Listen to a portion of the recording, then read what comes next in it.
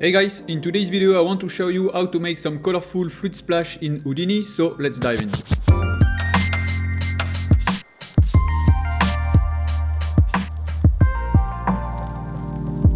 So I've created a new blank scene in Houdini, and the first step is to add a new geometry node, and you can rename it something like R&D fluid splash.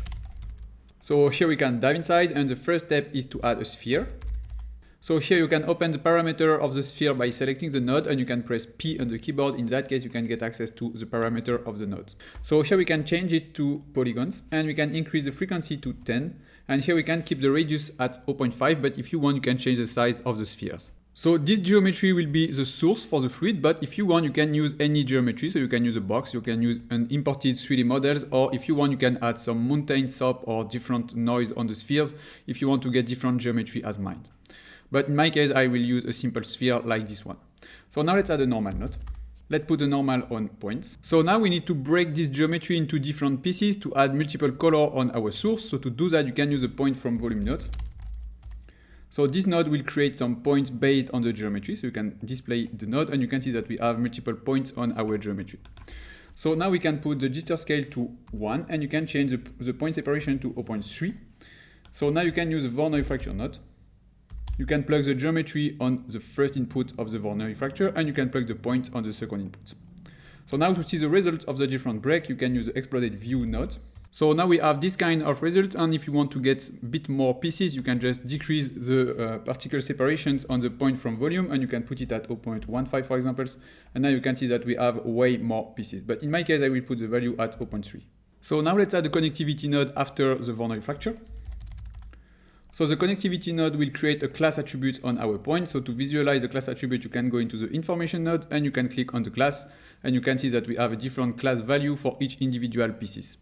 So now you can hide this attribute from the preview, and you can create color based on this attribute. So to do that, you can add a color node.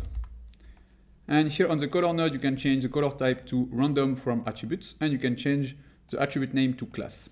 So now let's create the source for the flip simulation. So to do that, you can use the flip.source. And here, for now, we can keep everything by default, but later we can change the voxel size and also the particle separations. Let's add the blast node. And here is the blast node. We can remove the surface and keep only the particles. So now we have the points. Let's add a null to specify this is the output for the source. So we can add a null, and we can rename it something like out source. And now we can add another null for the color. In that case, we can import the color into the DOP. So let's add a null here. And let's rename this one something like out CD. So now let's create the DOP network to create the flip simulations. And here we can rename the DOP network something like flip sim. And we can dive inside. So here the first step is to add a flip solver. We can plug that to the output. Now we need a flip object. We can plug that to the first input of the flip solver. And we need a volume source. And we can plug that to the last input of the flip solver. So by default, we have this cube. So we can go to the flip object, and we can remove the cube from here. So you can delete that. Now we can copy the particle separations. So right click, copy parameter. You can go back to the sublevel by clicking on this. And now you can go to the flip source node. Here on the voxel size, you can right-click, paste relative reference. You can multiply that by 2. And here you can do the same for the particle separation. Right-click, paste relative reference. And now you can go back to the flip sim by clicking on the DOP networks. And now we can increase the resolution for the flip. So we can put the value at something like 0.03 for now. So now we need to import the source on our DOP network. So to do that, you can select the volume source node. You can go to this little icon, and here you can import the null we have created on the sublevels. So you can click on that. You can click on the object, and you can click on the object we have created for the fluids. And here, in my case, the null is called out source. So I can click on accept. And here on initialize, I can click on initialize source flip. And now you can see that we have the spheres on the DOP networks. So by default, we have this kind of spheres as a preview, and we can change that to the flip object. So you can select this node, and you can go to guide, and here you can go to particles, and you can change the visualization to particles. Imagine having access to over 40 hours of exclusive Houdini tutorials, and that library keeps growing every month with brand new content. On Artilabs, you'll find in-depth Houdini tutorials covering motion design, simulations, product visualization, and more. Plus, you get access to all project files so you can follow along step by step. And right now, we're offering an extra 20% off the annual membership, on top of the 10% discount already included when compared to the monthly plan. This exclusive deal is available for the first 30 people, so don't miss out.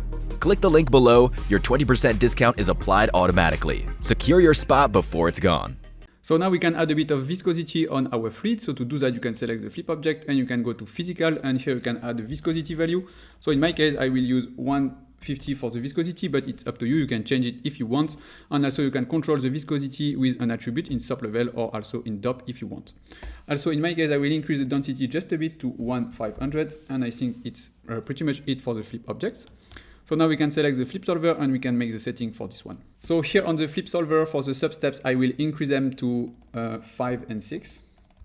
Here on the particle motion, I will add my ID attributes. So for the receding option, it's up to you. If you want to retime the flip simulation on sub level with a retime node, I think it's better to disable the receding, but it can create a little holes on our fluid. So in my case, I will keep it enabled and I will increase the particle per voxel to 16. So here I will keep everything by default, and now we can go to volume motions and you can put that to swirling. And here we can change the volume limit because for now it's a bit too big. You can see that we have the box volume here at the size of 50 and it's way too big. So let's put it at 10. I think it will be enough in my case, but you can always change this value if needed. So here you can just disable it by clicking on that, and I think it's a bit better for the preview. So now you can go to the viscosity tab and you can enable the viscosity. If you are using an attribute for the viscosity, don't forget to tick the viscosity by attribute. And also if you want, you can go to surface tensions and you can enable the surface tension if you want. So in my case, I will enable it and put the value at 2. And you can put that to blur, and I put the value at 0.1. So for now, we don't have any forces on our fluid. So if I click on play, nothing happened. So to create the fluid splash, we can add a subsolver. And here we can plug the subsolver on the second input, which is particle velocity. So now we can dive inside, and here we can add a point velocity node. And you can plug that to the DOP geometry. And here you can add some noise to the velocity. So to do that, you can enable these options and you can disable the animated noise. So here you can play with the scale and the swirl size, but in my case, I will put the scale at 2 and I will put the swirl size at 1.5. So now if I click on play, you can see I have this kind of result, and you can see it will add lots of velocity on the points, but we need to add velocity for only one frame. So to do that, you can go back to the DOP, and here you can use a node called enable solver, and you can plug that between the subsolver and the flip solver. And here we can enable this subsolver only at one frame. So let's add a null. And we can rename it something like frame. Here for this null, you can select the node, you can go to these little gear icons, and you can click on edit parameter interface. So here you can add an integer value, and you can put that here. And you can put the range from 0 to maybe 15, and you can rename it something like frame, and also for the label. So you can click on apply and accept, and here you can put the frame value at 5, for example. So now you can right click on this parameter, right click, copy parameter. And here we can change the value for the node enable solver, and we can put the value at $ff equal, and here we can right click, paste relative reference. In that case, this subsolver will be enabled only for the frame number 5 because we have set the value at 5 here for this node. So you can see at the frame 1, the value is 0, and at the frame 5, you can see the value is 1. And at the frame 6, you can see the value is back to 0. In that case, we have the splash only at the frame number 5. So now we can go to the volume source. For now, you can see that the fluid is constantly emitting some points, and we can emit the fluid only below the frame number 5. So here we can just change the value like we did before, and you can type $ff, which is below our frame number. So right click, paste relative reference. And now it will stop the emissions at the frame number 5. So now you can click on play, and you can see that we have some very nice fluid splash. So now we can add another force here. So we can add the pop drag. And here you can play with the value of the pop drag. It's up to you, but in my case, I will put the air resistance at 0.35. So now we also need to blend color. So to do that, we can add a multiple solver node. We can plug the flip object on the first input. So you can disable this one by clicking on Y. And here you can plug the flip solver here on the first input, and you can add another subsolver. You can plug that to the multiple solver, and you can plug that to the output. So here we can dive into this second subsolver, and here you can add the attribute transfer. Here with the attribute transfer, we can plug the DOP geometry on the first input of the attribute transfer. On the second input, we can import our color attribute. So to do that, we can add an object merge. And here on the object merge, we can look for our out CD null. So we have created in SOPs. So to do that, you can click on this object. And here you can go to the SOP and you can look for your out CD node. Click on accept. And here you can plug that to the second input of the attribute transfer. And here you can plug the attribute transfer to the output of the SOP solver. Here on the attribute transfer, you can just disable the primitive, and into the point you can select the color attribute. And here you can go to conditions and you can increase the max sample count to 5 and you can decrease the distance threshold to 0.1. So now I have this kind of result for the fluid splash. You can see that the splash coming at the frame number 5. Of course, it's up to you. You can change the frame number by changing the value here on the nulls. So you can also change the shape of the splash by going into the SOP solver here. So when you go to the SOP solver, you can see we don't have anything because this solver is enabled only for the frame number 5. So here on the timeline, you can change the value to the frame number 5. And now you can see that we have our source. And to visualize the velocity attribute, you can click on this node and you can click on the information tab here and you can enable the velocity attributes. And here you can enable this if it's not enabled. So now you can go there, you can click on that and you can just increase the length scale just a bit. And you can see that we can get a preview for the splash. If you want, you can change the offset of the point velocity. So you can just copy that if you want. And you can replace it and try different value for the offset. So maybe you can change it to something like this to get very different shape to maybe something like this. So now let's disable the preview of the velocity attribute. You can go there. And now let's see the result of this second splash. And you can see we have something very, very different. So now I will go there and I will plug my first point velocity here into the output. So here for the receding value, it's fully up to you. If you want to avoid getting some holes on the fluid, you can keep it enabled. And if you want, you can play with the time scale of the solver here. But to make a very nice retime in SOP level, you can just disable the receding if you want. So here, let's keep it disabled. And here we can change the particle separation to something like 0.005. In that case, we can get way more particles for the flip simulations and we can get something a bit more high res. So here in the DOP import field, I can drag and drop my DOP net into the first input here. So the DOP node is the flip object. So to import it, you can click on this icon and here you can find your DOP networks. In my case, it's this one and the flip object is the flip object number 1. So I can click on accept and now I can choose a preset flip fluid. And now I have my flip simulation here. So now I can add a file cache node. And here I can rename it something like flip sim. And here I can put that to explicit and I can put the cache under a cache folder. And you can create a $OS folder, which is the name of the node. And here you can put the simulation in cache for, let's say, 40 frames. So you can delete channel and you can put 40 here. And here you can rename it something like flip sim tutorial.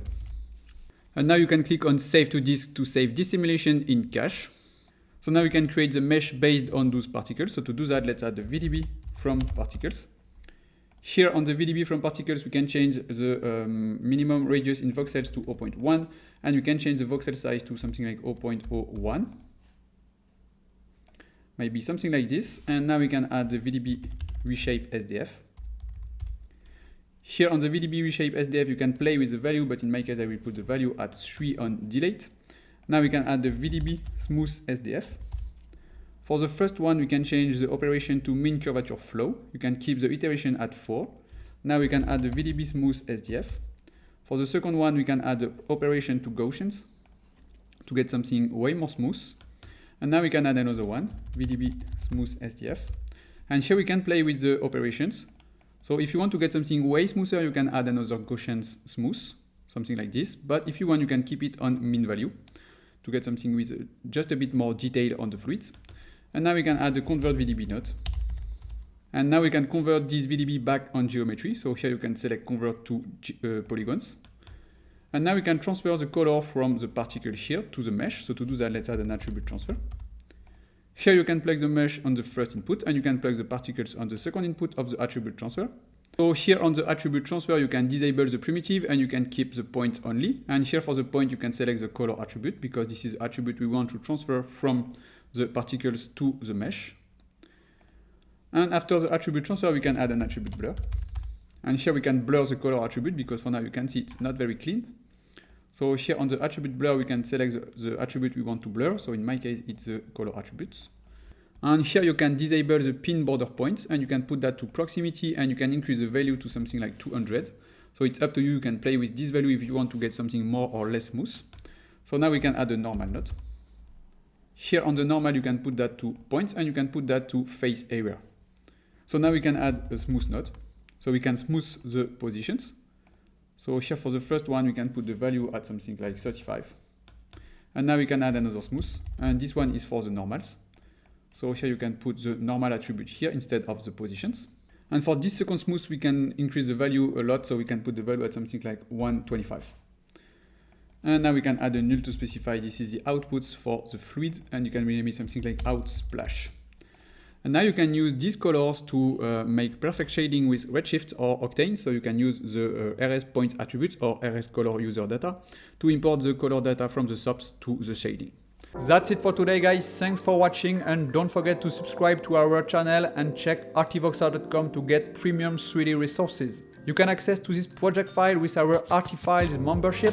See you in the next one. Bye.